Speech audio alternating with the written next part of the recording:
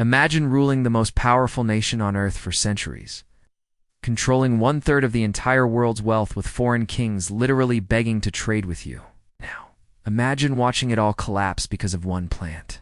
Not guns, not bombs, not some super weapony of flower. A single flowering plant brought your entire civilization to its knees. This isn't fantasy. This is the story of how opium destroyed China's greatest empire. In the 1700s, China was the undisputed economic superpower of the world. European monarchs were desperate to get Chinese goods, but the Chinese emperor basically yawned and said, "We don't need anything you barbarians make." Fast forward just 100 years, and China was carved up by foreign powers. Millions of its people were addicted to drugs, and its 2,000-year-old imperial system was crumbling. This is how it happened. Quick thing before we start. If you actually listen to these regularly, hit like or subscribe. I always wonder where everyone's at, so comment your city and what time it is. Weird to think some of you are having breakfast in England, while I'm recording this at night here in the States. Alright, let's head back to Qing Dynasty, China. But hold on, get comfortable first. I mean it. Fix your pillows. Grab that blanket. This one's worth settling in for. The year is 1800. Dawn breaks arrows over Canton Harbor in southern China. Your eyes crack open to darkness inside the small room you've rented near the waterfront. The overwhelming smell of salt water, spices, and humanity drifts through the window. Outside, the sound of shouting merchants, creaking wood, and clanging metal fills the air as ships from across the world unload their goods. Unlike your modern memory foam mattress, you're relying on a wooden platform with a thin mat that does absolutely nothing to cushion your aching back. It's already hot, humid as hell, and you haven't even gotten up yet. You're in Canton, the only Chinese port where foreign merchants are allowed to trade. Let me tell you, there's no place on earth with more money flowing through it right now than this city. Hold up, you might be thinking. I thought European countries were the richest in the world during this time. That's what your history textbooks probably told you. But nope, not even close. China was so economically dominant in 1800 that it produced over 1/3 of everything made on the entire planet. Think about that. One country making 1/3 of the world's stuff? That would be like if the modern United States, Japan, and Germany's economies were all combined into one superpower. European merchants were literally begging to be allowed to trade with China, and China's response was basically, "Yeah, we're good. Thanks." The Chinese emperor viewed the Western kingdoms as barbarian states with nothing of value to offer the Middle Kingdom. But what about all their cool inventions? Well, from China's perspective, they'd invented pretty much everything worth inventing already. Paper, Chinese. Printing, Chinese. Gunpowder, Chinese. Compass, Chinese. Porcelain so fine you could see through it. Silk so luxurious European nobility would bankrupt themselves to own it. All Chinese. When foreign merchants arrived in Canton, they weren't treated as equals. They were barely tolerated, and the trading system was set up to keep it that way. Listen up. Here's how this works. A local official explains as you watch Western merchants arrive. Foreigners can only trade in Canton, nowhere else in our vast empire. They can only live in these specific buildings outside the city walls called factories. Not actual factories, but trading houses. They cannot bring their wives or families. They cannot learn Chinese. They cannot travel into the Chinese interior. And most importantly, they can only trade through the approved Chinese merchants known as the Hong merchants. The most powerful of these Hong merchants is a man named Haokua. And oh my God, this guy is rich. Not just wealthy, not just successful businessman rich. We're talking the richest man on the planet rich. His personal fortune is estimated at around $26 million. Which doesn't sound that impressive until you realize that's like multiple billions in today's money. The dude literally had rooms filled with silver. During a fire in 1822, witnesses described rivers of silver flowing through the streets as Haokua's vaults melted in the flames. You're at the harbor watching a British East India Company ship unload. And you spot Haokua dressed in elegant silk robes, directing his army of clerks and assistants. His hands are clasped behind his back as he watches crates of silver being carried off the ship. "That's how the trade works," whispers a merchant standing next to you. "We bring silver, they give us tea, silk, and porcelain." It seems like a simple enough system. Europeans and Americans want Chinese luxury goods, especially tea, which had become an absolute obsession in England. The Chinese don't want European goods in return, so the Westerners pay in silver. The problem for the Western traders is that this arrangement is draining their treasuries dry. Can't keep shipping all our silver to China, the merchant continues. England's running out of the bloody stuff. You can see the frustration on the faces of the British traders. They're making money selling Chinese goods back home, but the trade imbalance is unsustainable. They need something the Chinese will buy. And that's where our story really begins, because the British found something that would turn this entire system upside down. Opium. You see an unusual ship anchored in the harbor, flying no flags. The local Chinese seem to be avoiding it. Yet small boats occasionally slip out to it, under cover of darkness. Turkish and Indian opium, the merchant explains. Technically illegal in China, but he shrugs. Opium wasn't new to China. It had been used medically for centuries, usually eaten or drunk as a tincture to treat pain or illness. But something changed when Europeans introduced the practice of smoking it. "Come on," says the merchant, "I'll show you." He leads you through the crowded streets to a nondescript building a few blocks from the waterfront. Inside, the air is thick with sweet, acrid smoke. Men lie on wooden platforms, their eyes half closed as attendants prepare pipes for them. The pipes themselves are works of art, long stems with ornate metal bowls. You watch as an attendant heats a small ball of dark, sticky opium over a flame until it bubbles, then places it in the pipe bowl for a waiting customer. "One puff and your troubles fade away," the merchant says. 2 puffs and you're floating. 3 and you're in paradise. What you're witnessing is the beginning of something catastrophic. At this moment, opium is still primarily smoked by the wealthy elite government officials, rich merchants, men of leisure. It's a luxury drug, a status symbol, but that's about to change. The merchant leans in closer. The British East India Company has opium plantations all across Bengal now. They're producing thousands of chests of the stuff every year. And guess where it's all coming? He nods toward the harbor. A chest of opium contained about 140 pounds of the drug. In 1800, around 4,500 chests were being imported to China. That's 630,000 pounds of opium, and demand was growing. The following morning, you're back at the harbor. Activity is frenetic. Goods moving in all directions, silver flowing into China, luxury goods flowing out. It's the most successful trading arrangement in the world, but it's balanced on a knife's edge. As you watch, a group of British merchants stands apart from the others, talking intently. You recognize one of them, William Jardine, a former ship surgeon turned merchant. Next to him is his business partner, James Matheson. These 2 Scotsmen would eventually found Jardine Matheson and Company, one of the most profitable drug smuggling operations in history. "The Chinese want to keep us confined to Canton," Jardine is saying. "But with fast clipper ships, we can deliver opium all along the coast." You're witnessing the planning of what would become the most successful drug smuggling enterprise in history. And the Chinese government has no idea what's coming. Back in the trading factory, you observe the complex dance of commerce. The Chinese Hong merchants are in a difficult position. They're immensely wealthy. But they're caught between the demands of the imperial government and the foreign traders they deal with. They're responsible for the foreigners' behavior and are expected to ensure taxes are paid and regulations followed. "Hao is clever," someone comments. "He's investing much of his fortune overseas through his American partners. He doesn't trust the imperial officials not to seize it. Smart move on his part, because the system that made him the richest man on earth is about to come crashing down." Later that day, you're invited to a banquet hosted by Hao himself for his American trading partners. It's an extraordinary honor rarely extended to foreigners. His mansion is a vision of luxury, exquisite gardens, priceless antiques, and a banquet that stretches on for hours with dozens of exotic dishes. 15 courses, an American merchant whispers to you. Birds, nest soup, shark fins, pigeon eggs. This feast alone probably costs more than most people make in a year. What's fascinating is the relationship between Hao and these American traders. They've developed a genuine friendship and mutual respect that transcends business.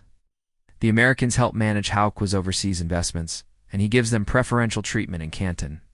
As the evening winds down, Hao raises a toast to prosperity and friendship between our peoples.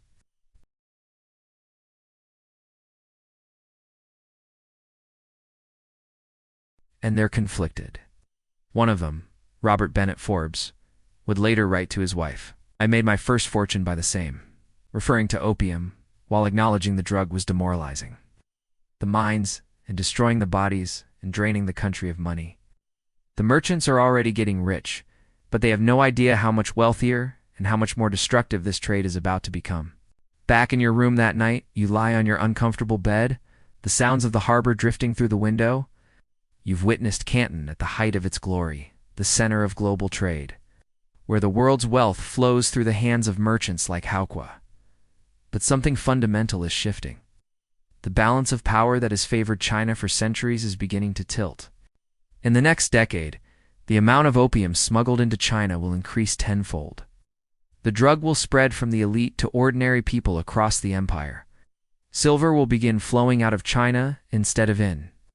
And the emperor in Beijing, thousands of miles away from Canton, it will finally realize too late that his great empire faces an existential threat, not from armies or navies, from a flower, from the milky sap of the poppy plant, processed into a sticky resin that produces the most intense euphoria humans had ever experienced.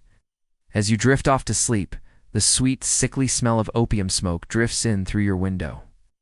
All around you, in hidden rooms and behind closed doors, more and more Chinese are taking up the pipe. The addiction is spreading, and with it, the seeds of destruction for the world's greatest empire are being sown. Not with a bang, but with the soft hiss of opium smoke being drawn through an ornate pipe. In the moonlight, ships continue to arrive in Canton Harbor. On their manifests, silver, cotton, wool, but in hidden compartments, thousands of balls of opium, ready to be sold to eager Chinese buyers. Each chest of opium is stamped with the symbol of the British East India Company, the very institution that had been granted a monopoly on trade by the British Crown, now the world's biggest drug dealer. Close your eyes, the humidity making it hard to sleep, thinking about how something as simple as a trade, imbalance in a flowering plant, is about to change the course of human history. Tomorrow, Canton will wake up and continue its business, unaware that the entire system is about to collapse.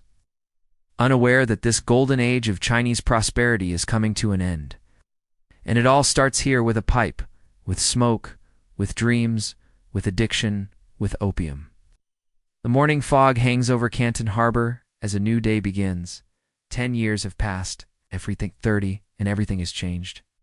What you about to witness isn't just the story of a drug taking hold of a nation. It's the tale of how the world's economic order flipped upside down in the span of a single generation. Silver for centuries. It flowed into China like a mighty river.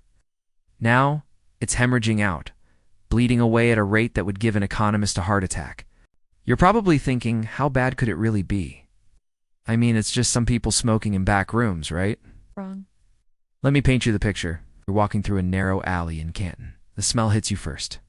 That distinct, sweet, acrid scent of opium smoke that now permeates every corner of the city.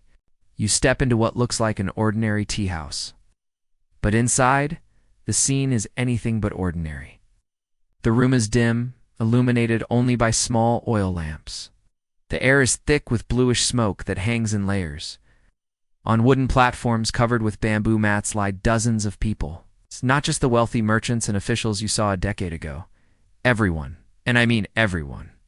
There's a government clerk, his official cap set aside as he takes long draws from his pipe. Next to him is a dock worker, his muscles wasted from months of choosing the pipe over food. In the corner, a woman who once ran a successful silk shop stares vacantly at the ceiling. A Buddhist monk, still in his saffron robes, lies motionless nearby. What happened here? You whisper to the attendant who's preparing a pipe for a new customer. He shrugs. Cheaper opium, lots of it. Anyone can afford it now. And he's right. In 1820, about 4,500 chests of opium were being smuggled into China annually. By 1830, that number had exploded to nearly 20,000 chests. We're talking about 2.8 million pounds of opium every single year. But here's where it gets truly insane. By 1838, it would reach 40,000 chests. That's 5.6 million pounds of opium flowing into a single country annually. Picture 2,800 tons of drugs. That's roughly the weight of 500 elephants worth of opium entering China each year. Outside the den. You pass a small group of British merchants huddled in conversation. You recognize one, William Jardine, who you saw a decade earlier. He's no longer just a merchant. He's now one of the wealthiest men in Asia. The new clipper ships are magnificent, he tells his associates. 32 days from Calcutta to Linton Island. The Chinese patrol boats can't touch us.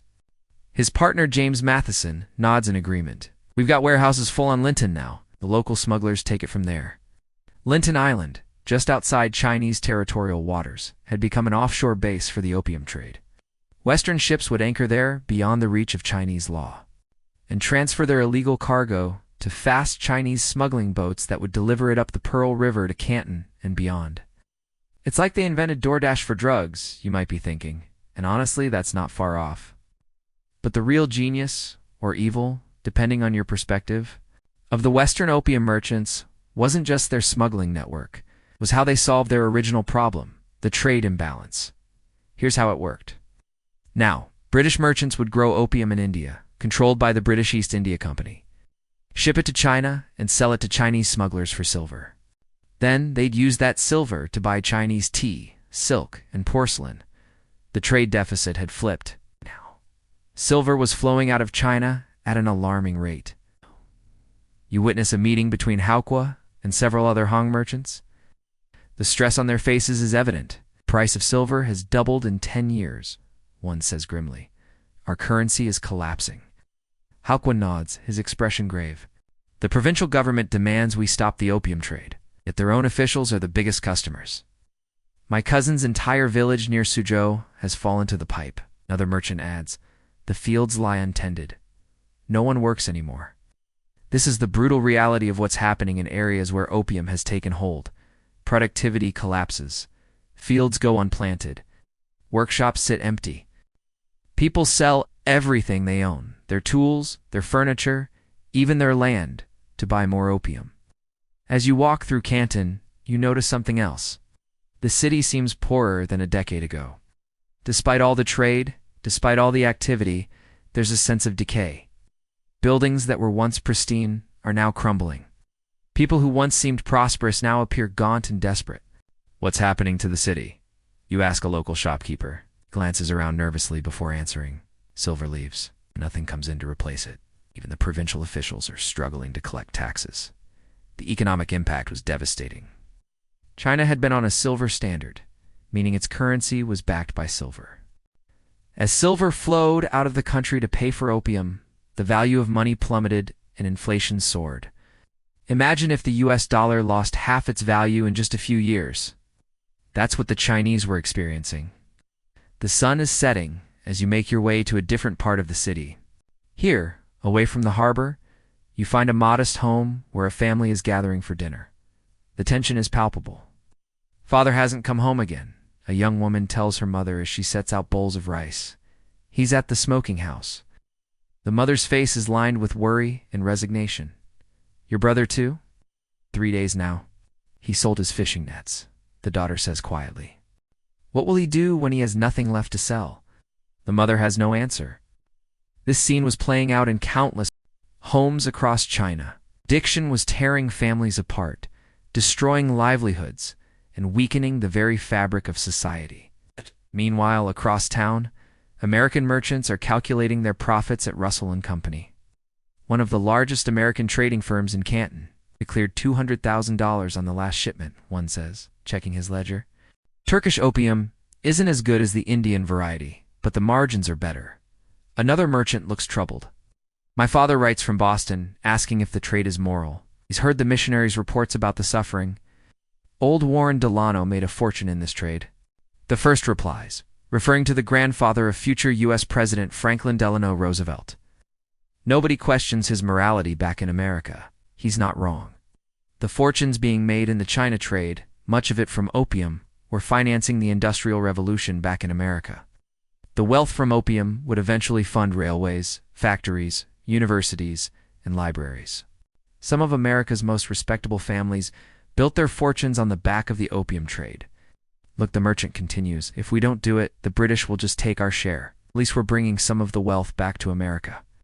It's the classic rationalization. If I don't do it, someone else will. This might as well be me. Back at the harbor the next morning, you notice something new. Tension.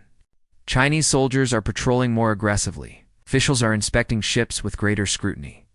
The emperor in Beijing has finally noticed what's happening, explains a local guide. But it's too late. Too many people are involved in the trade now. Too many officials are addicted themselves. This was the terrible irony.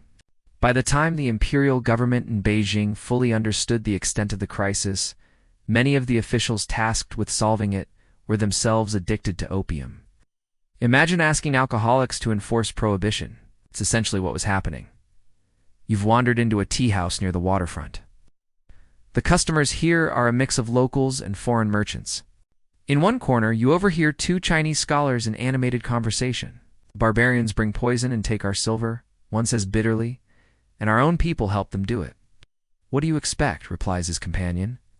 When I was a district magistrate in Jiangsu, my superior was smoking 3 pipes a day. How can we enforce the law when the law enforcers themselves are addicted? The first scholar leans forward. Do you know what I heard?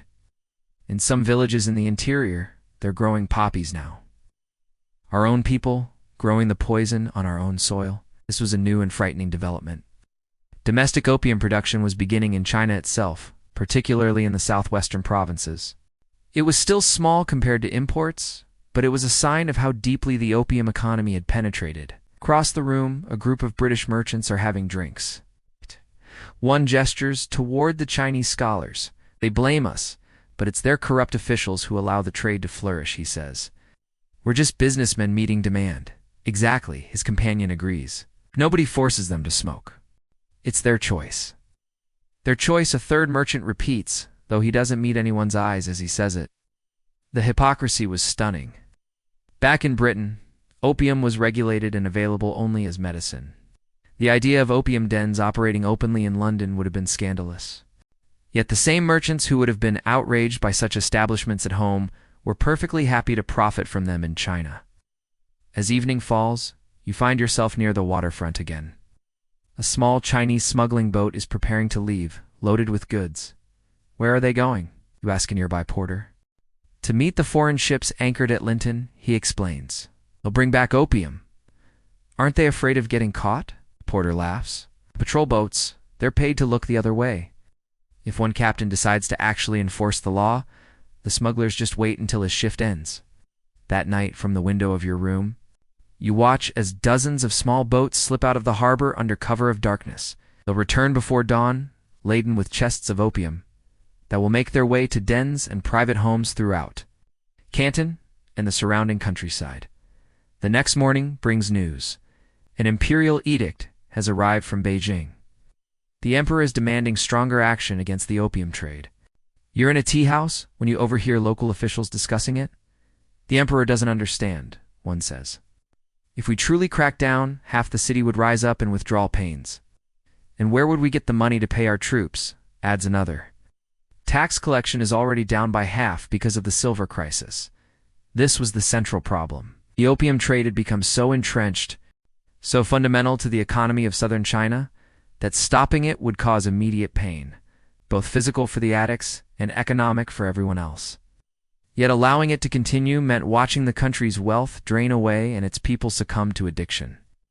Later that day, you happen upon a Western doctor treating patients in a small clinic near the factories. Most of his patients are Chinese, many showing symptoms of opium addiction. The physical effects are devastating, he tells you between patients. Chronic constipation, loss of appetite, wasting of muscles. But the worst is the dependency. Once addicted, the body can't function without the drug. The withdrawal is excruciating vomiting, diarrhea, unbearable pain. Can they recover, you ask? The doctor sighs. Some do with proper care and support, but most don't have that luxury, and the temptation to relapse is everywhere. As night falls on Canton, the cycle begins again. Smuggling boats slip out to meet the foreign ships. Opium dens fill with customers seeking escape. Silver changes hands, gradually flowing out of China, coin by coin, tael by tael. In a luxurious merchant house, Haukwa sits alone.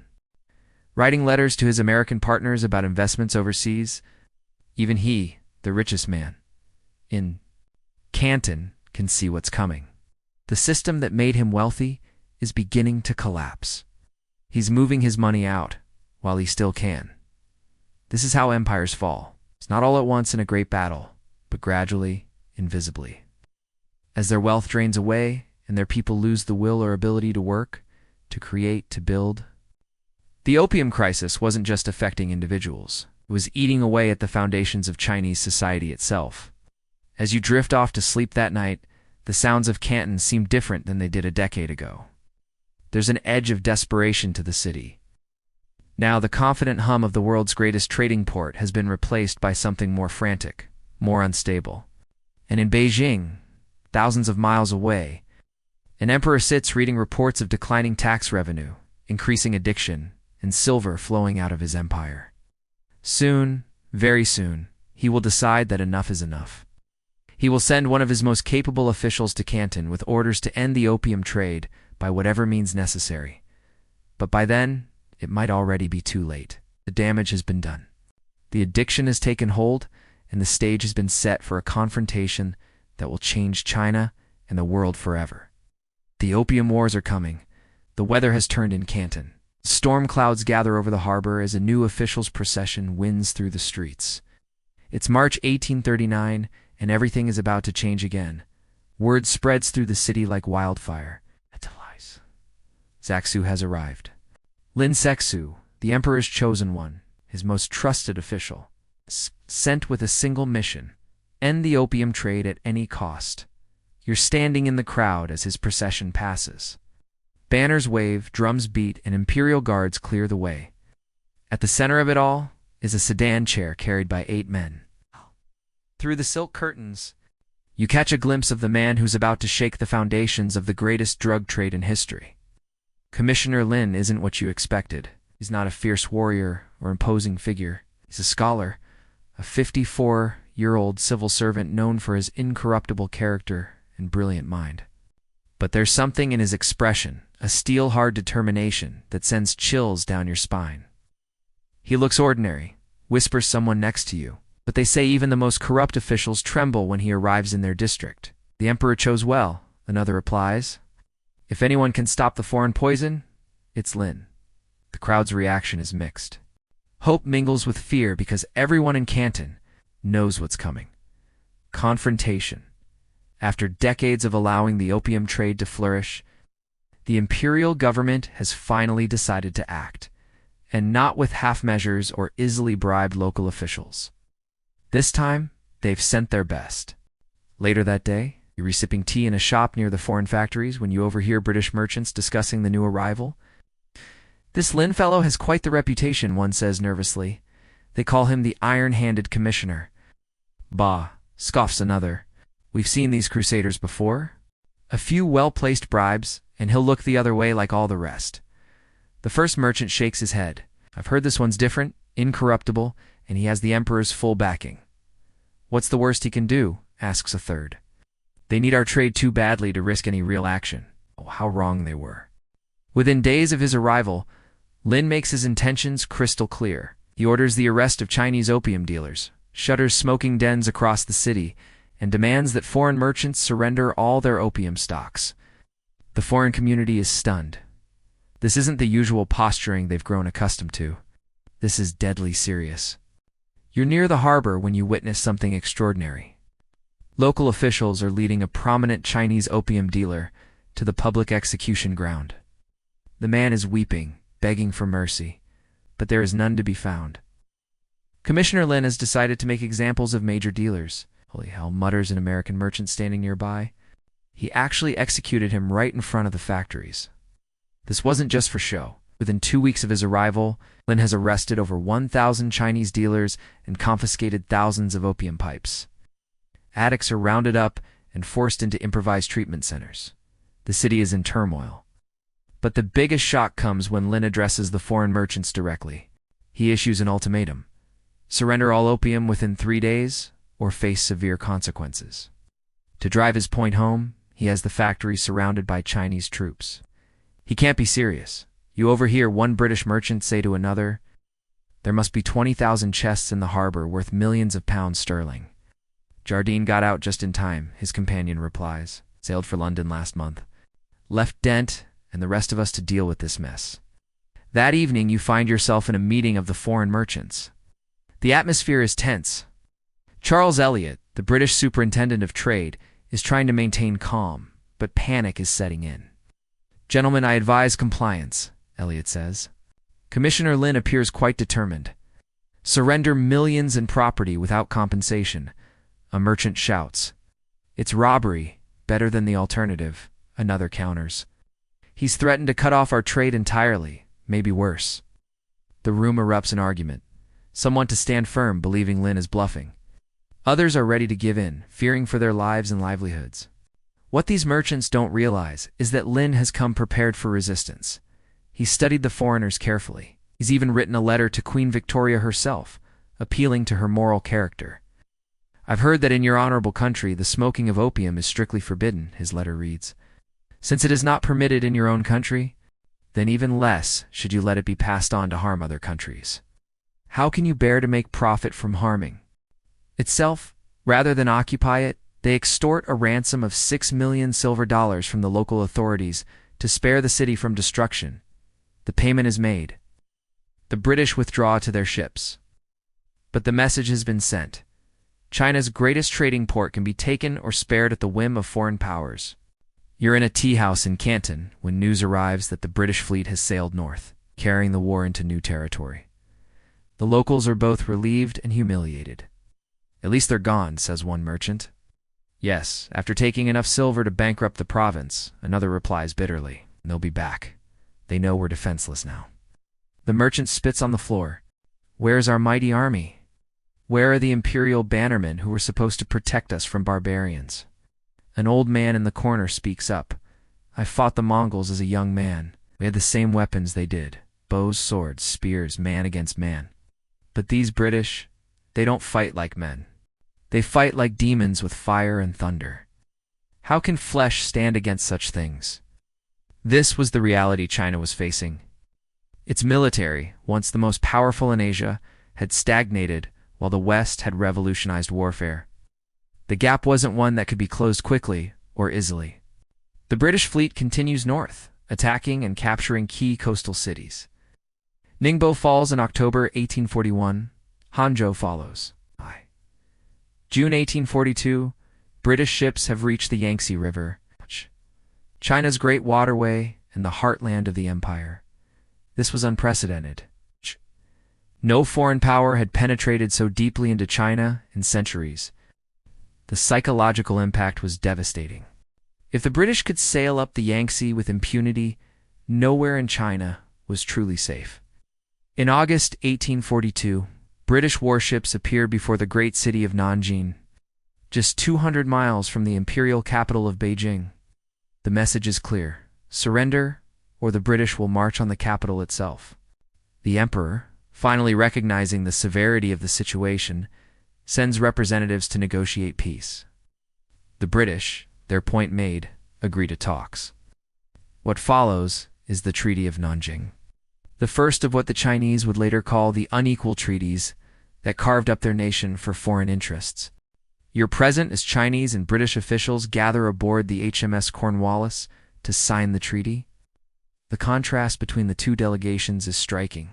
The British are confident, even casual, knowing they hold all the cards. The Chinese officials are solemn, their faces masks hiding their humiliation. The terms are read aloud. China will pay an indemnity of 21 million silver dollars, an astronomical sum that would drain the imperial treasury. Hong Kong Island will be ceded to Britain in perpetuity, the first Chinese territory to be taken by a foreign power. 5 ports, Canton, Amoy, Fuzhou, Ningbo, and Shanghai, will be open to British residents and trade. British citizens in China will no longer be subject to Chinese law, but will instead be governed by British law, a concept known as extraterritoriality that effectively places them above local authority. And though not explicitly stated, the opium trade will continue unhindered. As the Chinese officials apply their seals to the document, one turns away, unable to hide the tears streaming down his face. 2,000 years of history, he whispers to a colleague, and we are the ones who must sign away the emperor's sovereignty. The British, for their part, see the treaty as quite reasonable.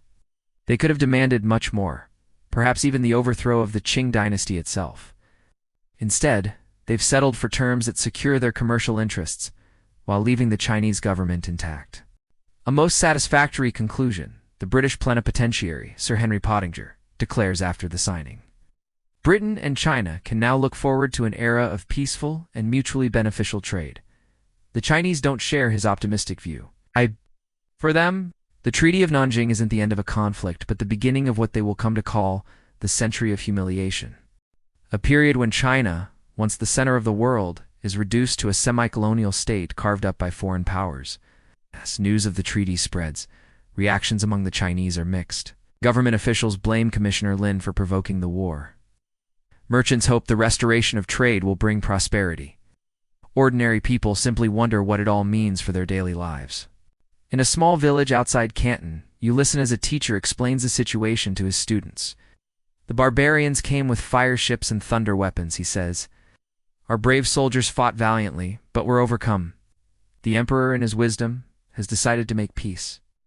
But teacher asks a young boy, I heard my father say we lost because our weapons are old and our generals are corrupt. Is that true? The teacher hesitates. To speak ill of the imperial system is dangerous, but to lie to his students about something so fundamental to their future seems equally wrong. The ways of the Celestial Empire have served us well for thousands of years, he says carefully. But perhaps it is time to learn some of the barbarians' methods, if only to better defend against them in the future. This sentiment, that China needed to adopt Western technology while maintaining its cultural essence, would become a central debate among Chinese intellectuals in the coming decades. But for now, the immediate reality was one of defeat and humiliation. The First Opium War officially ends on August 29, 1842. British casualties total less than 500, mostly from disease rather than combat. Chinese casualties are never accurately counted, but are estimated in the thousands. More significant than the human cost is the psychological one. China's image of itself as the center of civilization has been shattered. Its military once feared. Others, the irony is staggering. The British government strictly prohibited recreational opium use at home, while simultaneously being the world's largest drug dealer abroad. The deadline passes. The foreign merchants have not complied. Lin makes his next move. All Chinese servants are ordered to leave the foreign factories. Food and water supplies are cut off. The foreign community finds itself under siege. This is an outrage, bellows a British merchant as he paces inside the increasingly squalid factory compound. They can't treat British subjects this way. But Lin is just getting started. He intensifies the pressure, making it clear that the foreigners will not be allowed to leave until they surrender their opium. After 6 tense weeks of standoff, Charles Elliot makes a fateful decision. He orders all British merchants to surrender their opium to him, promising they'll be compensated by the British government. He then hands over the opium to Lin. The numbers are staggering. 20,283 chests of opium. It's about 1,300 tons of the drug. With a street value of roughly £2 million sterling, about £250 million in today's money, now comes the most dramatic moment of all. Instead of keeping the opium or selling it, Lin orders its complete destruction. You're among the witnesses to what happens next. At a beach near the village of Human, just outside Canton, workers construct huge trenches lined with stone. The opium chests are brought in by the hundreds. Under Lin's watchful eye, workers break open each chest, dump the contents into the trenches, and mix it with salt and lime, before flushing it out to sea with water. My God, whispers a British merchant watching from a boat offshore. He's actually destroying it all. Not selling it, not storing it, destroying it. The process takes 23 days. More than 500 workers labor from dawn to dusk. And when it's over, the largest stash of illegal drugs ever seized in history has been completely eliminated. Lin doesn't stop there. He writes to the emperor, reporting his success, but also warning that the foreigners might seek revenge. He begins strengthening coastal defenses, preparing for what he fears might come next. His fears are well-founded. When news reaches London that British property has been confiscated without compensation, there is outrage not at the drug dealers, but at the Chinese government for interfering with legitimate trade. The British Foreign Secretary, Lord Palmerston, is particularly incensed. The Chinese, he declares, must be taught that they cannot injure British subjects with impunity. Back in Canton, the foreign merchants are seething. They've been humiliated, confined to their factories, and forced to surrender valuable property. But more than that, their profitable trade has been disrupted. This cannot stand, Jardine tells his business associates back in London. The Chinese must be taught a lesson, preferably with British warships. Jardine and other merchants begin lobbying the British government for military action against China. They frame it not as a defense of the drug trade, but as a matter of national honor and free trade principles. Meanwhile, Lin Saxu believes he's won. The opium has been destroyed. The message has been sent. Surely now the foreigners will obey Chinese law. Wrong he was. The destruction of the opium at Human was not the end of the crisis. It was merely the spark that would ignite a much larger conflagration. You're in a tea house near the waterfront when you overhear Chinese merchants discussing the situation. Commissioner Lin is a great man, one says. He did what no one else dared to do, but at what cost, asks another.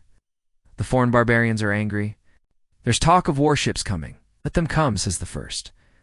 What can their tiny kingdom do against the might of the Celestial Empire? This was the fatal miscalculation. The Chinese still believed they were the center of the world, the greatest power on earth. They had no idea how far they'd fallen behind militarily. Meanwhile, Haokua and the other Hong merchants find themselves in an impossible position. They're expected to control the foreigners, but have no real power to do so. And now they're being held personally responsible for the crisis. You witness Haokua in conversation with Commissioner Lin. Even the richest man in Canton bows deeply before the emperor's representative. The foreigners speak of war, Haokua says quietly. Their warships have steam engines and iron hulls. Our junks cannot match them. You've grown too fond of these barbarians, Lin replies sharply. The emperor's will is clear. No more opium. If they bring war, we will crush them as we have crushed barbarian invasions for thousands of years. Haokua doesn't argue further, but his expression speaks volumes. He knows something Lin doesn't. The balance of power has shifted. China is no longer the technological and military superpower it once was. As summer turns to fall in 1839, tensions continue to rise. Small skirmishes break out between British and Chinese ships. Each side blames the other for provocation. You're on the waterfront when a Chinese official reads an imperial edict. All trade with Britain is suspended. The British factories are to be closed. This is it, says a merchant standing next to you. War is coming. And he's right. Back in London, Lord Palmerston has convinced Parliament to send an expeditionary force to China. Officially, it's to protect British lives and property. Unofficially, it's to force China to compensate the opium merchants and accept British trade on British terms, including the opium trade. As 1839 draws to a close, you notice a change in Canton. The Chinese are preparing for war. Coastal defenses are being strengthened. Troops are drilling. New cannons are being installed along the waterfront. But there's something else. Too, a sense of uncertainty. Deep down, many Chinese officials suspect they're not ready for what's coming. You're sitting in a small restaurant when you overhear two Chinese naval officers talking quietly. I've seen their ships, one says. Iron-sided steamers with guns that can fire explosive shells. Our wooden junks won't stand a chance. Don't say such things, the other warns. It's defeatist talk. Commissioner Lin would have you reported. The first officer leans closer. I'm not being defeatist. I'm being realistic. We're not ready for this fight. This was the tragedy unfolding. Lin Saxu, for all his moral clarity and determination, didn't understand what he was up against. He believed China's size and historical greatness would prevail against what he saw as a small island nation of barbarians. The British rely on China for tea, Lin wrote to the emperor. Without our tea, they would develop eye infections, and their economy would collapse. They need us more than we need them. It was a fundamental misunderstanding of the global situation. Britain was no longer a minor kingdom seeking trade privileges. It was becoming the world's dominant industrial and naval power. As the year ends, you witness one last meeting between Haokua and his American trading partners. The mood is somber. War is coming, Haukwa tells them. The British have already decided, but Commissioner Lin doesn't see it. What will you do? Asks one of the Americans. Haukwa sighs. What can I do? I'm caught between the Emperor's hammer and the British anvil. I've moved as much of my wealth overseas as possible. Now I can only wait and hope some of my businesses survive what's coming. The Americans exchange glances. They've already decided to remain neutral in the coming conflict. American ships will continue to trade with China, even as British warships bombard Chinese ports. This didn't have to happen, one of the Americans says quietly. If we hadn't brought the opium, if not you, someone else would have, Haukwa replies. Haukwa replies the same in all men. East or west. As 1839 gives way to 1840, the die is cast. British warships are already en route to China. Now, the first shots of what will become known as the First Opium War are about to be fired.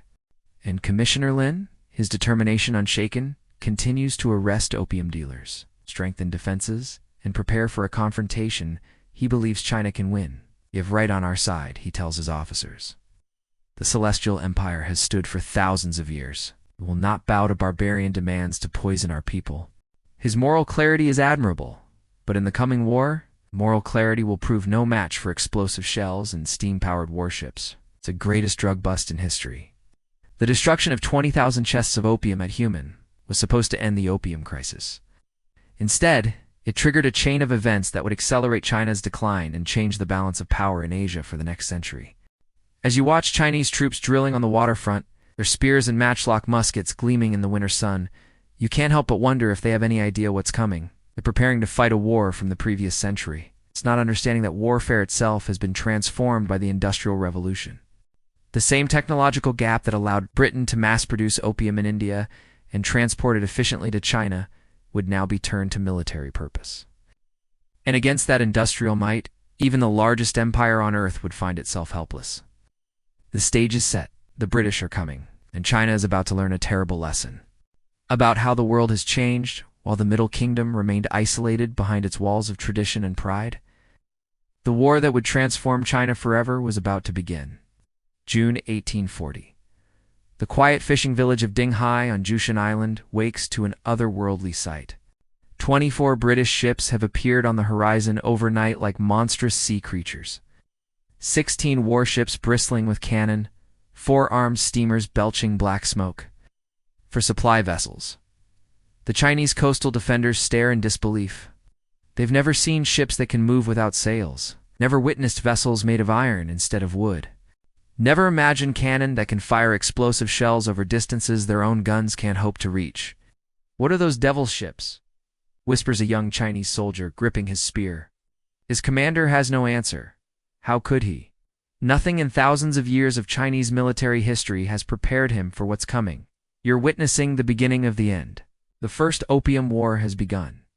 Watching from a fishing boat offshore as the British fleet takes position, what's about to unfold isn't just a battle. It's the violent collision of two worlds, one clinging to ancient traditions, the other transformed by the Industrial Revolution. The outcome was written before the first shot was fired. The British commander, Captain Charles Elliot, sends a message to shore. Surrender or face bombardment. The Chinese commander refuses. Has his orders from Commissioner Lin and the Emperor himself. No compromise, no surrender. At noon, the British opened fire. The sound is unlike anything the Chinese defenders have ever heard. Not just the familiar boom of cannon, but the shriek of explosive shells.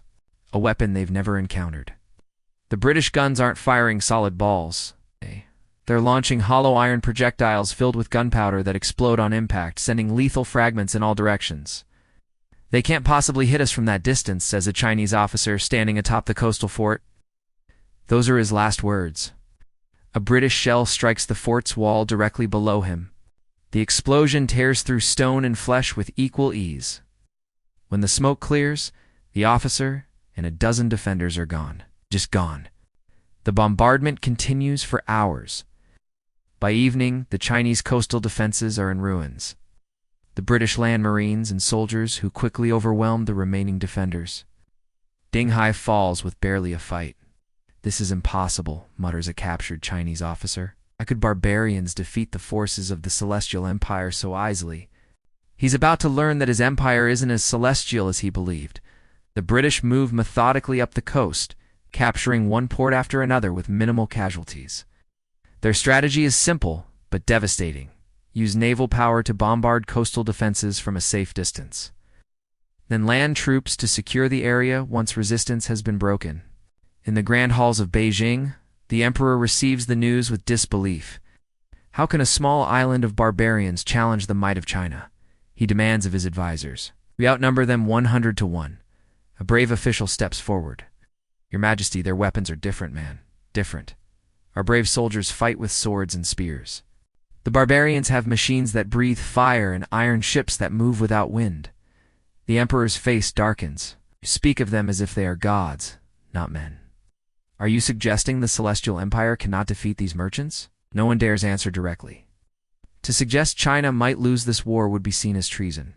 But the truth is becoming impossible to ignore. The technological gap between China and Britain isn't just a matter of better weapons. It represents an entirely different way of understanding the world. Back on the coast, you've managed to get aboard a Chinese war junk as a translator. From this vantage point, you witness the Battle of Chuanpei, if battle is even the right word for such a one-sided affair. The Chinese fleet consists of war junks, large wooden sailing vessels with cannon that can fire iron balls about half a mile. They're arrayed in a defensive formation near the shore, ready to repel the British attack. Then you see it. The HMS Nemesis approaching through the morning mist. The Chinese sailors point and murmur in a mixture of fear and awe. They've heard rumors about this demon ship, but seeing it is something else entirely. The Nemesis is Britain's secret weapon, an iron-hulled, steam-powered warship specifically built for this war. It draws only 6 feet of water, allowing it to navigate the shallow coastal waters. It's armed with 2 32-pounder guns that can fire explosive shells, 2 6-pounder guns, and a battery of Congreve rockets.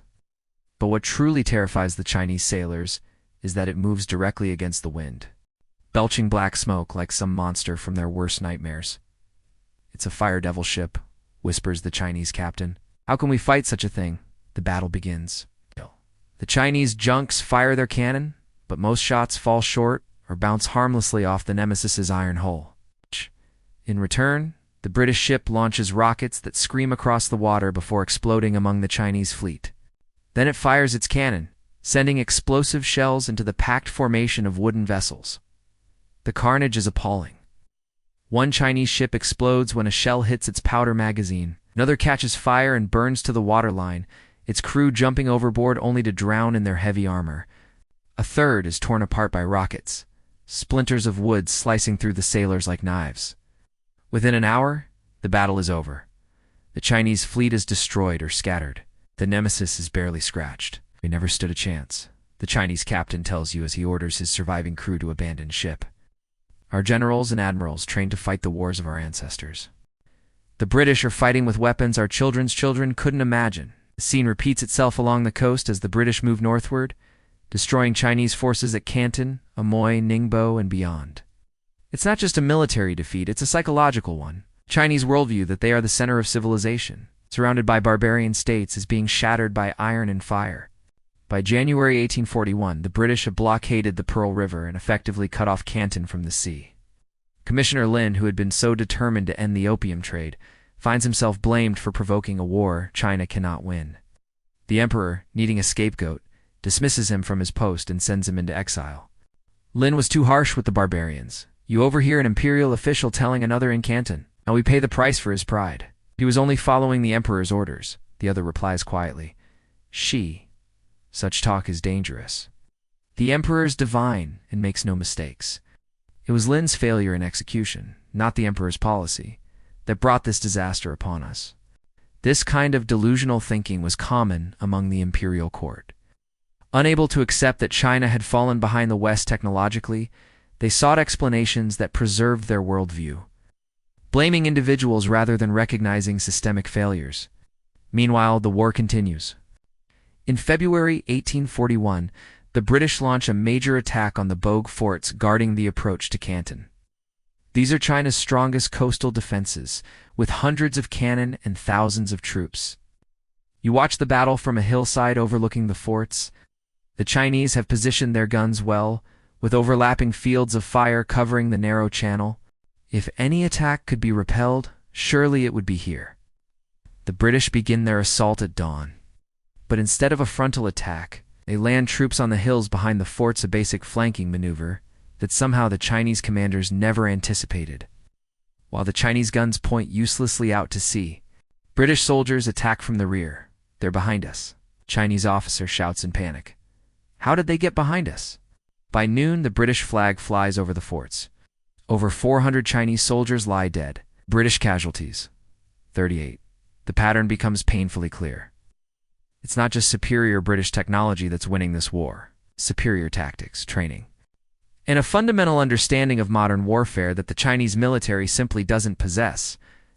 In May 1841, the British captured the city of Canton. Throughout Asia has been exposed as obsolete.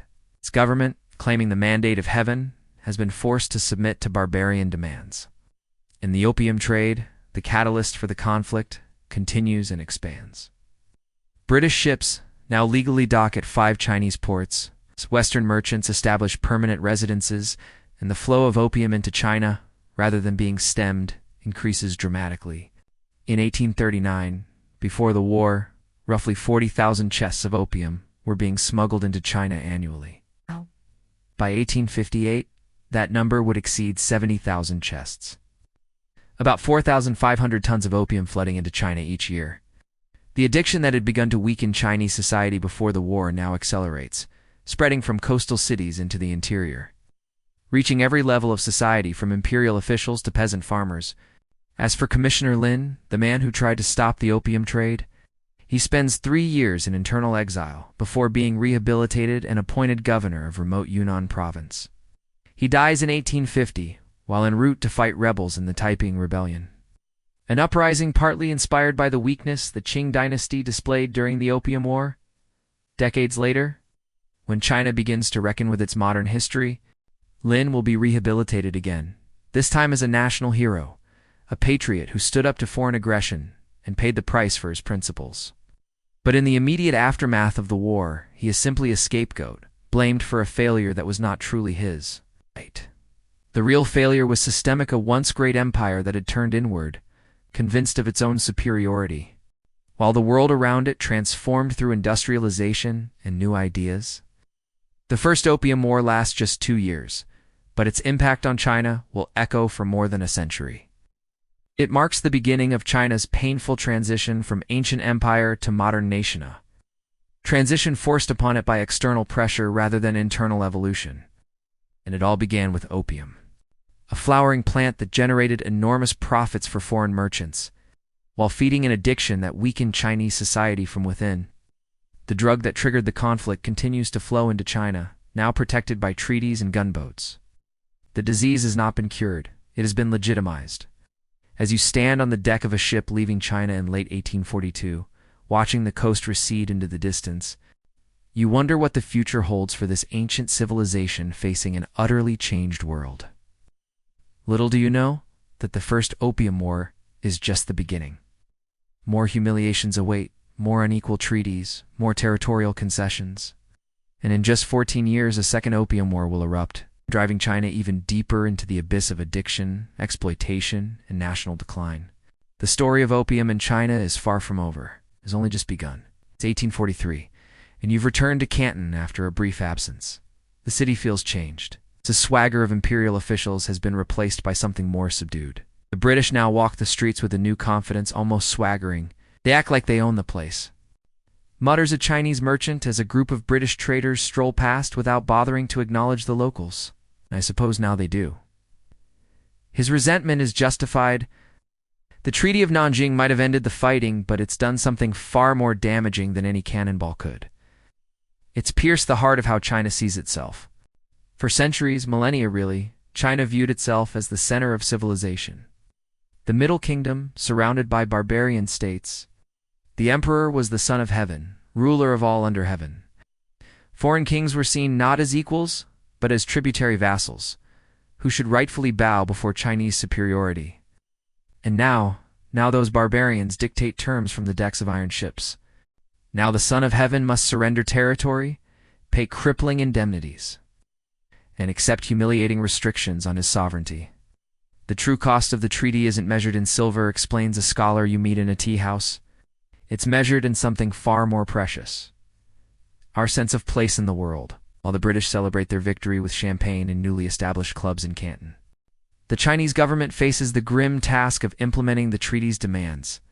The first priority: paying the massive indemnity of 21 million silver dollars. To put this in perspective, the entire annual revenue of the Qing government was only about 40 million taels of silver.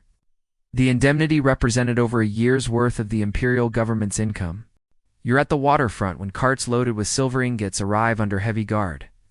Chinese officials oversee the transfer to British ships, their faces impassive masks hiding their humiliation. Where did all this silver come from? You ask a local merchant watching the procession. Everywhere, he says, grimly. Provincial treasuries stripped bare. Wealthy families encouraged to make patriotic donations. New taxes on already struggling regions. The merchant points to a group of peasants watching from a distance. They'll feel it worst. When officials can't collect enough regular taxes to meet their quotas, they impose new ones. The yamen runners will squeeze blood from stones to get it. This was the bitter reality. The burden of paying for China's defeat would fall most heavily on those least responsible and least able to bear our ordinary farmers and workers, already living on the edge of subsistence. Meanwhile, the British take possession of Hong Kong Island, sparsely populated, rocky outcrop that most Chinese officials considered nearly worthless. A barren island, with hardly a house upon it, scoffed the emperor's representatives during negotiations. But the British saw what the Chinese did in a perfect deepwater harbor, strategically located at the mouth of the Pearl River, a jumping-off point for further expansion into China. Within years, Hong Kong would begin its transformation from fishing village to one of the world's great commercial centers, all under the British flag. Mark my words, says a British merchant watching the Union Jack being raised over Hong Kong for the first time. In 50 years, this rock will be the jewel of the Orient. The treaty's impacts extend far beyond Hong Kong. 5 Chinese ports: Canton, Amoy, Fuzhou, Ningbo, and Shanghai are designated as treaty ports where foreigners can live and trade freely.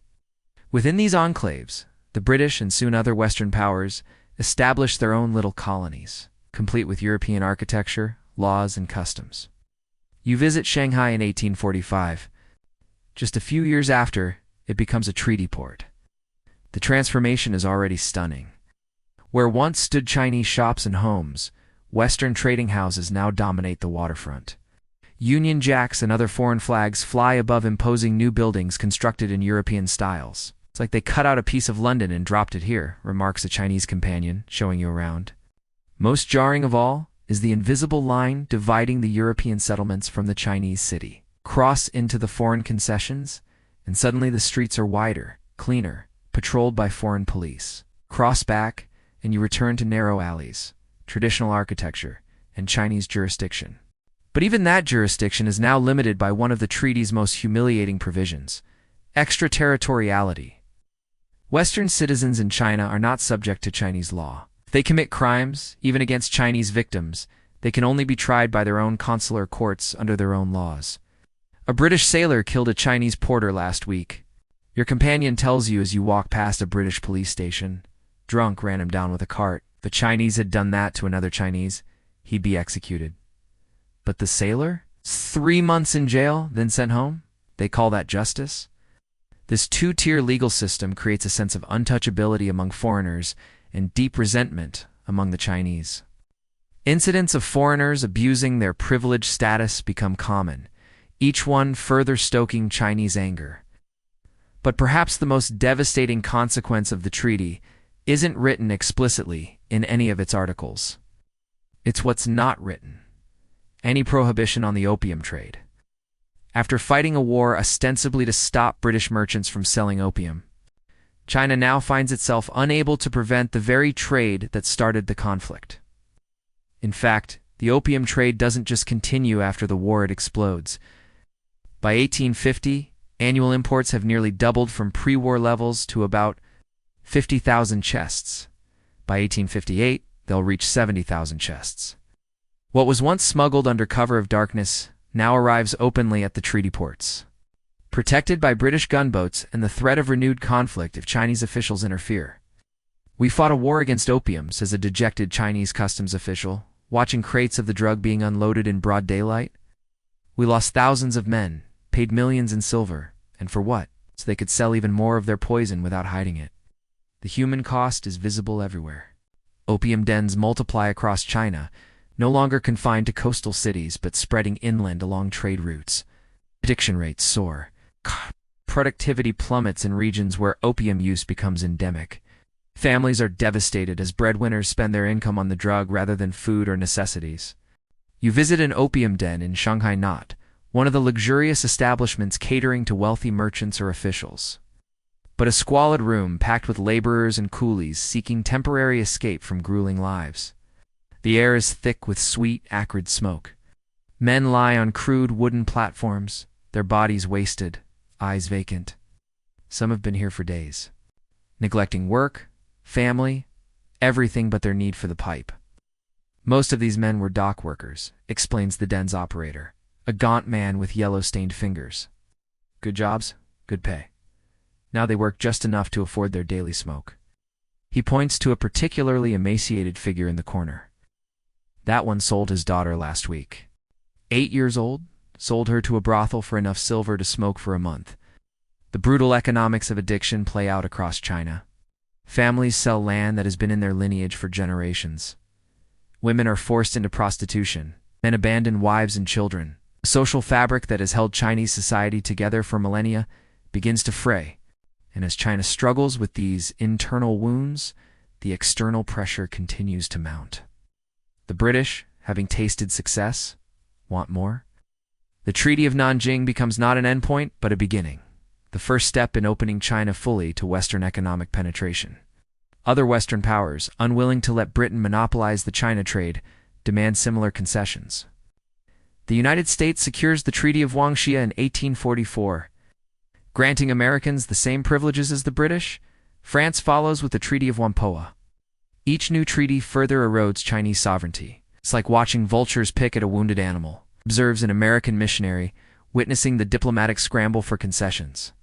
The poor beast isn't dead yet, but everyone's already fighting over the choicest parts.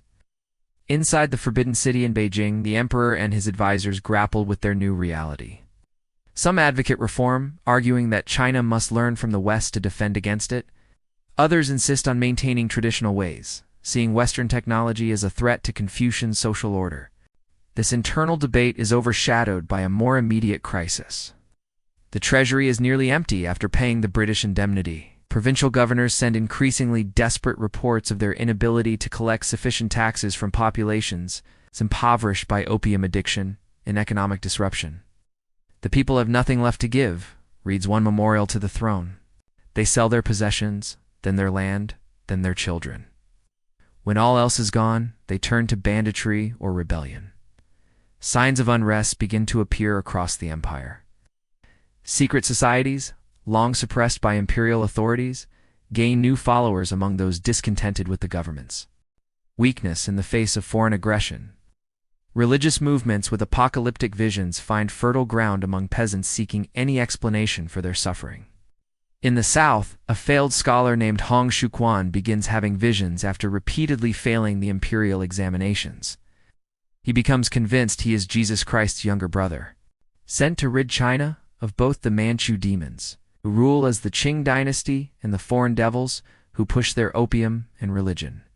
His movement, which will become known as the Taiping Rebellion, begins gathering followers in Guangxi province in the late 1840s. By 1850, it will explode into the deadliest civil war in human history, claiming an estimated 20 to 30 million lives over 14 years. The foreigners broke China with their opium and gunboats, the Taiping recruit tells you when you encounter their forces in 1851. Hong Shuquan will make it whole again. He will drive out the Manchus and the foreign devils and create a heavenly kingdom of great peace. The Taiping Rebellion is just one of multiple uprisings that rocked China in the aftermath of the First Opium War. The Naian Rebellion in the north, the Muslim rebellions in the southwest.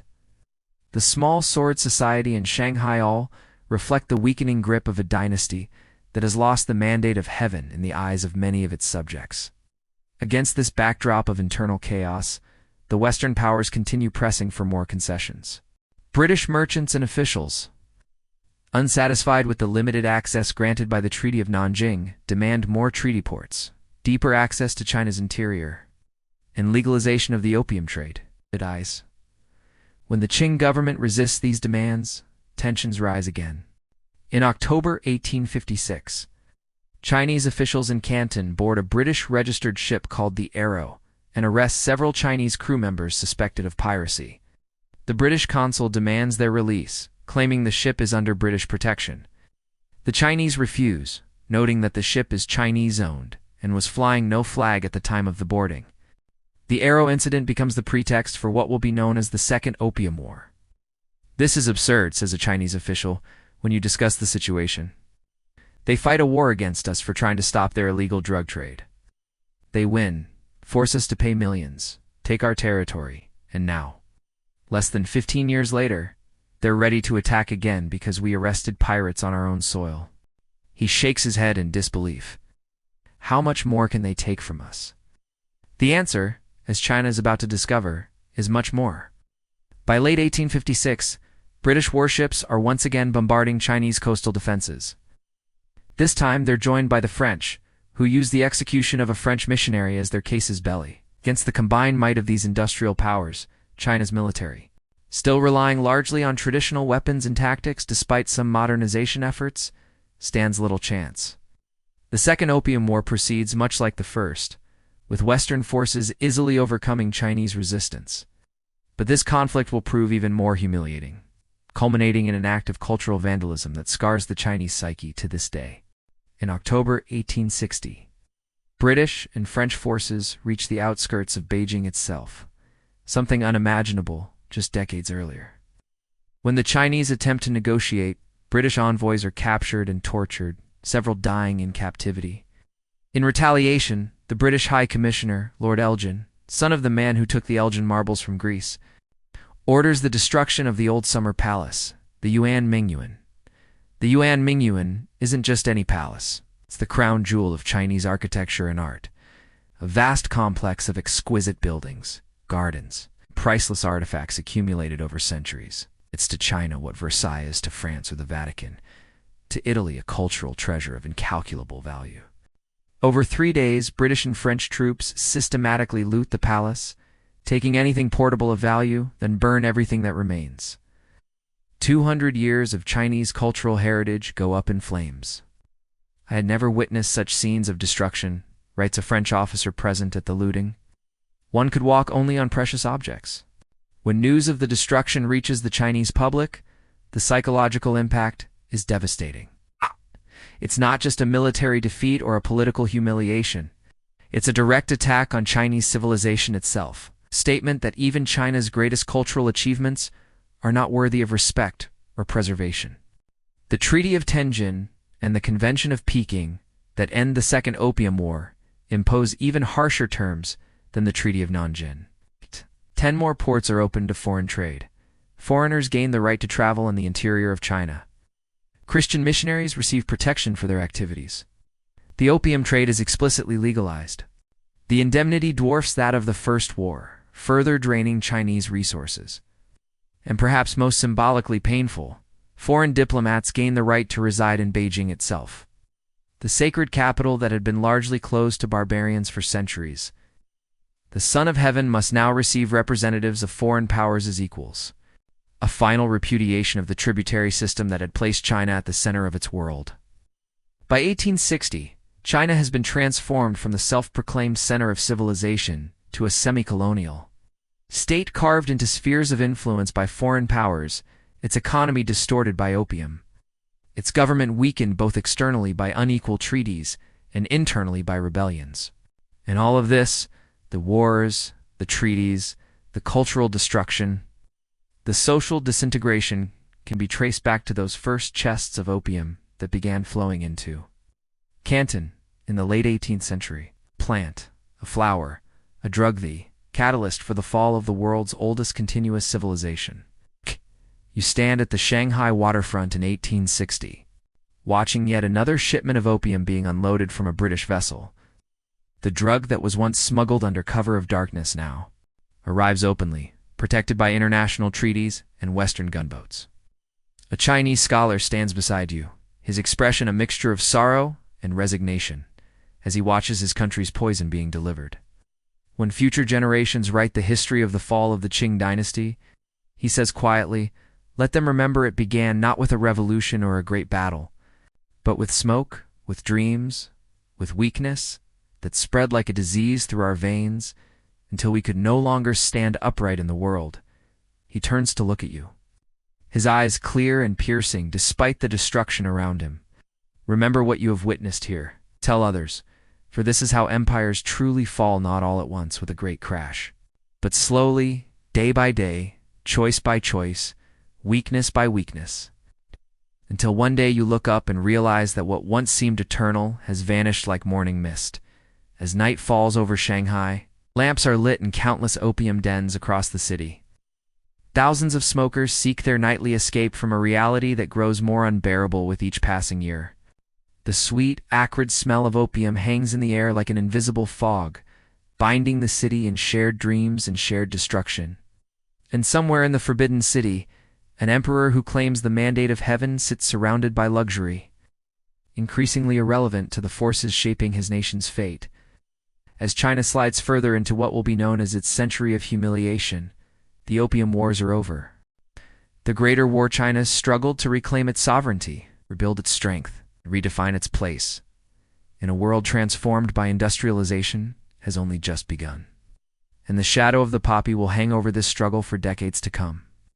The year is 1875. 15 years have passed since the Second Opium War ended. You're traveling through Yunnan province in southwestern China, far from the treaty ports and foreign concessions of the coast. But even here in this remote mountainous region, you can't escape the legacy of opium. The hillsides, once covered with rice paddies and vegetable plots, are now blanketed with a different crop. Fields of poppies stretch as far as the eye can see, their delicate pink and white flowers belying the devastation they represent. Beautiful, aren't they? Says your local guide, gesturing toward the flowers. Terrible, but beautiful. You stop to talk with a farmer tending his poppy field. His hands are stained with the sticky brown residue from scoring the seed pods to collect the sap. I grew rice for 20 years, he tells you, wiping sweat from his brow. Could barely feed my family. Now I grow poppies, and for the first time, I have silver to spare. But don't you worry about contributing to addiction, you ask? The farmer looks at you with tired eyes. The foreign devils brought the poison to China. They got rich. Why shouldn't Chinese farmers have a share? Besides, he adds quietly, if I don't grow it, someone else will. This is the cruel irony of what's happened in the decades since the Opium Wars. Having failed to keep foreign opium out, China has begun producing its own. By the 1870s, domestic production has overtaken imports. By the end of the century, China will produce 85% of the opium consumed within its borders. The foreigners succeeded beyond their wildest dreams, explains a provincial official over dinner that evening. They didn't just addict our people to opium, they addicted our economy to it. He's not exaggerating. In many provinces, opium has become the cash crop that pays the taxes that keep local governments functioning. Attempts to suppress it meet fierce resistance, not just from farmers, but from officials who depend on opium revenue. Last year, Beijing sent an inspector to reduce opium cultivation in the province. The official continues, lowering his voice.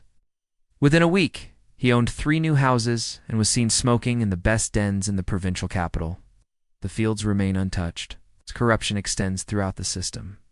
The Qing dynasty, once the world's most powerful empire, now struggles to control even its own officials. The central government issues edicts that are ignored in the provinces. Reforms are announced but never implemented. Modernization efforts start and stop, hampered by lack of funds and entrenched resistance. Meanwhile, the Western powers, having opened China's doors through the opium trade, now walk through them with impunity. They're no longer content with treaty ports. They want railways, mines, factories, the economic colonization of China. You travel to Shanghai in 1880 and find a city transformed. The humble fishing village of a century earlier has become a booming international metropolis, dominated by foreign interests. The Bund, Shanghai's waterfront, is lined with imposing European-style banks, trading houses, and consulates. The streets are patrolled by police from multiple countries. Signs in English, French, and German are more prominent than Chinese characters. "This isn't China anymore," says a local merchant as you walk along the Bund. "This is a piece of Europe built on Chinese soil." He points across the Huangpu River to the old Chinese city, its traditional buildings and narrow streets a stark contrast to the international settlement. "That's where most Chinese live," he says. "Crowded, poor, still struggling with opium. Meanwhile, the foreigners grow rich on our trade, our labor, our land." This pattern repeats itself across China. Foreign concessions and treaty ports become islands of Western privilege amid Chinese poverty. Western businesses operate under advantageous treaties that Chinese competitors can't match. Western missionaries spread Christianity, undermining traditional beliefs. Western ideas challenge Confucian, orthodoxy. Beneath it all, opium continues its work, weakening the social fabric, draining wealth, and reducing productivity. By the 1890s, the carving up of the Chinese melon, as diplomats callously term it, accelerates. Russia seizes influence in Manchuria. Germany takes Shandong. France claims parts of the southwest. Britain expands from Hong Kong into the new territories. You witness a meeting of foreign diplomats in Beijing in 1895. Shortly after China's humiliating defeat in the Sino-Japanese War, a conflict that shocks the world by showing that even Japan, once a tributary state that learned civilization from China, has now surpassed its former teacher in military power. "The Chinese government is essentially bankrupt," says a British diplomat. Spreading a map on the table, "The dynasty cannot last much longer. We must secure our interests before the collapse." Don hit his colleagues nod in agreement as they draw lines across the map of China, dividing it into spheres of influence where each Western power will have preferential rights to develop railways, mines, and other enterprises. "What about the Chinese people?" asks a junior diplomat new to his posting. "Don't they have any say in this?" The others laugh. "My dear boy," says a senior French representative, "China ceased to have a say in its own affairs the moment it lost the Opium War. Everything since has merely been confirmation of that fact. This carving up of China represents the culmination of what began with those first chests of opium. A sovereign nation has been reduced to a geographical space where foreign powers compete for advantage. Its government is too weak to resist, its people too divided and demoralized to unite in opposition. But beneath the surface, something is stirring. A new generation of Chinese intellectuals, many educated abroad or in Western-style schools, begins to question not just foreign domination, but the imperial system itself. They see the Qing dynasty not as the victim of Western aggression, but as its enabler through corruption, incompetence, and failure to modernize. In tea houses and universities, in secret societies and overseas communities, they debate China's future: reform or revolution, constitutional monarchy or republic, Westernization or Chinese essence with Western techniques. One young student puts it bluntly: "The foreigners shot their way in with cannons. We must build our own cannons to shoot them out again." The simmering discontent boils over in 1900 with the Boxer Rebellion, when rural militias rise up against foreign influence, particularly missionaries.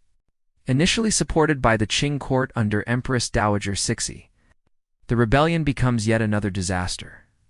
When a multinational force of 20,000 troops from 8 nations crushes the poorly armed Boxers and occupies Beijing, the resulting Boxer Protocol of 1901 forces China to pay yet another crippling indemnity, 450 million taels of silver, more than the government's annual revenue, to be paid over 39 years with interest.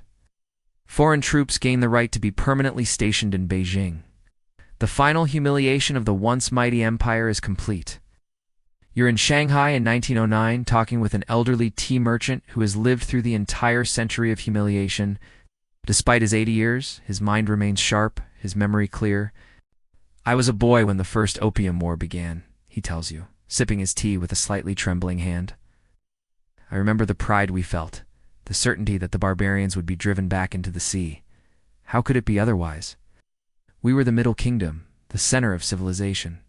He gazes out the window at the European buildings dominating the skyline, Now look at us. Foreigners rule our cities. Our emperor is a puppet, our officials are corrupt, and still the opium flows, though now we poison ourselves rather than being poisoned by others. Is there no hope, you ask? The old man is silent for a long moment. There's always hope, he says finally. China's old. Dynasties rise and fall. Foreign conquerors come and go, but China remains. We have absorbed the Mongols, the Jurchens, the Manchus. Perhaps we will absorb these Western barbarians too in time. You couldn't know how prophetic his words would prove. Within 2 years of your conversation, the Qing dynasty will collapse. The 1911 Xinhai Revolution will end over 2,000 years of imperial rule. The last emperor Pui, just 6 years old, will abdicate. China will begin its long, painful transformation into a modern nation-state. But the legacy of opium and the unequal treaties will continue to shape China's development and its relations with the world. The new Republic of China inherits a country devastated by addiction, divided by foreign spheres of influence, and traumatized by a century of humiliation. Even as the Republican government struggles to unite the country and resist Japanese aggression in the 1930s, opium remains a problem. Warlords grow rich from taxing the trade. The Japanese promote addiction in areas they occupy. Government efforts to suppress opium compete with the need for revenue and the reality of widespread corruption.